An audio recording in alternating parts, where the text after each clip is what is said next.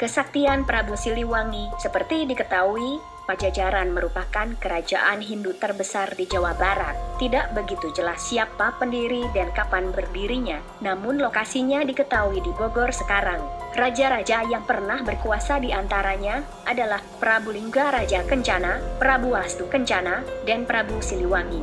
Di antara raja-raja tersebut yang paling termasyhur adalah Prabu Siliwangi. Raja yang terkenal amat bijaksana ini beristrikan putri bernama Dewi Kumalawangi. Dari rahim istrinya ini lahirlah 3 orang putra, yaitu Raden Walang Sungsang, Dewi Rara Santang, dan Raden Kian Santang.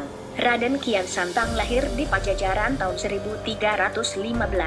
Dia adalah seorang pemuda yang sangat cakap. Tidaklah heran jika pada usianya yang masih muda Kian Santang diangkat menjadi Dalem Bogor kedua. Konon, Raden Kian Santang juga sakti mandraguna. Tubuhnya kebal, tak bisa dilukai senjata jenis apapun.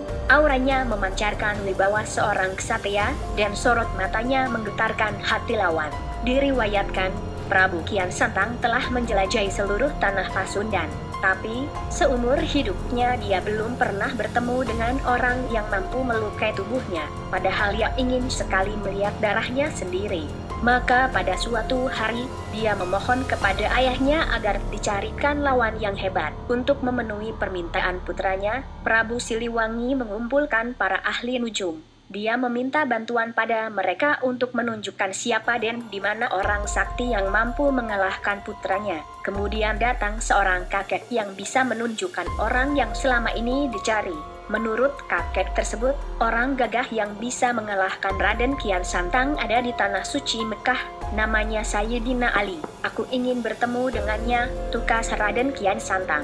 Untuk bisa bertemu dengannya, ada syarat yang harus Raden penuhi, ujar si kakek. Syarat-syarat tersebut adalah harus bersemedi dulu di ujung kulon atau ujung barat Pasundan, harus berganti nama menjadi Galantrang Setra. 2 syarat yang disebutkan tidak menjadi penghalang. Dengan segera Raden Kian Santang memakai nama Galantrang Setra. Setelah itu ia segera pergi ke ujung kulon Pasundan untuk bersemedi. Pergi ke Mekah tak dijelaskan dengan apa Galantrang Setra pergi ke Mekah. Yang pasti sesampainya di Arab beliau langsung mencari Sayyidina Ali. Anda kenal dengan Sayyidina Ali? Tanya Kian Santang pada seorang lelaki tegap yang kebetulan berpapasan dengannya. Kenal sekali, jawabnya. Kalau begitu bisakah kau antar aku ke sana? Bisa, asal kau mau mengambilkan tongkatku itu demi untuk bertemu dengan Ali. Kian Santang menurut untuk mengambil tongkat yang tertancap di pasir. Tapi alangkah terkejutnya ia ketika mencoba mencabut tongkat itu, ia tak berhasil.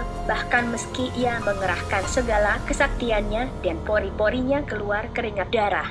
Begitu mengetahui Kian Santang tak mampu mencabut tongkatnya, maka pria itu pun menghampiri tongkatnya sambil membaca bismillah. Tongkat itu dengan mudah bisa dicabut. Kian Santang keheranan melihat orang itu dengan mudahnya mencabut tongkat tersebut, sedang ia sendiri tak mampu mencabutnya. Mantra apa yang kau baca tadi hingga kau begitu mudah mencabut tongkat itu? Bisakah kau mengajarkan mantra itu kepadaku? Tidak bisa, karena kau bukan orang Islam. Ketika ia terbengong dengan jawaban pria itu, seorang yang kebetulan lewat di depan mereka menyapa, "Assalamualaikum Sayyidina Ali." Mendengar sapaan itulah kini ia tahu bahwa Sayyidina Ali yang ia cari adalah orang yang sedari tadi bersamanya.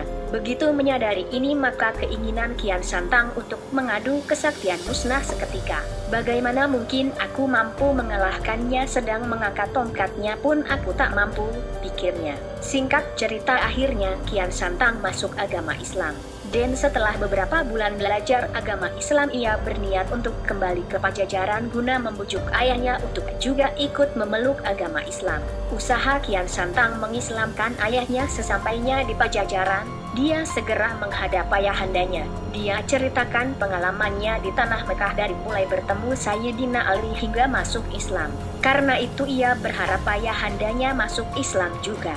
Tapi sayangnya ajakan Kian Santang ini tak bersambut dan ayahandanya bersikeras untuk tetap memeluk agama Hindu yang sejak lahir dianutnya. Betapa kecewanya Kian Santang begitu mendengar jawaban ayahandanya yang menolak mengikuti ajakannya. Untuk itu ia memutuskan kembali ke Mekah demi memperdalam agama Islamnya dengan satu harapan seiring makin pintarnya ia berdakwah mungkin ayahnya akan terbujuk masuk Islam juga. Setelah 7 tahun bermukim di Mekah, Kian Santang pun kembali lagi ke Pajajaran untuk mencoba mengislamkan ayahandanya. Mendengar Kian Santang kembali, Prabu Siliwangi yang tetap pada pendiriannya untuk tetap memeluk agama Hindu itu tentu saja merasa gusar.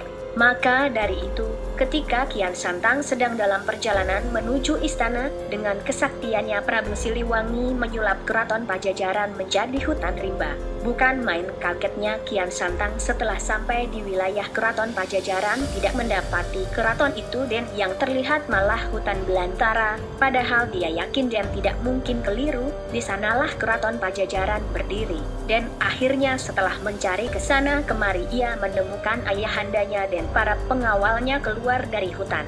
Dengan segala hormat, dia bertanya pada ayahandanya, "Wahai ayahanda, mengapa ayahanda tinggal di hutan? Padahal ayahanda seorang raja. Apakah pantas seorang raja tinggal di hutan?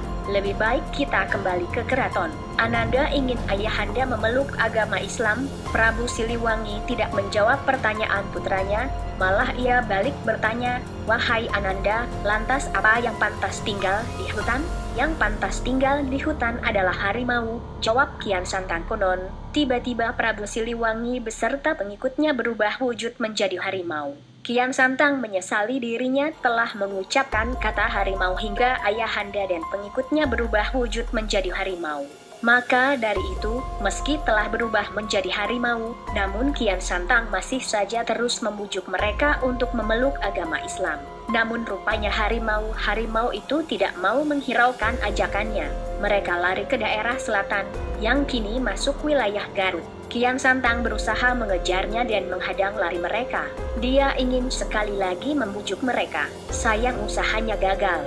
Mereka tak mau lagi diajak bicara dan masuk ke dalam goa yang kini terkenal dengan nama Goa Sancang, yang terletak di Leuweung Sancang, di Kabupaten Garut.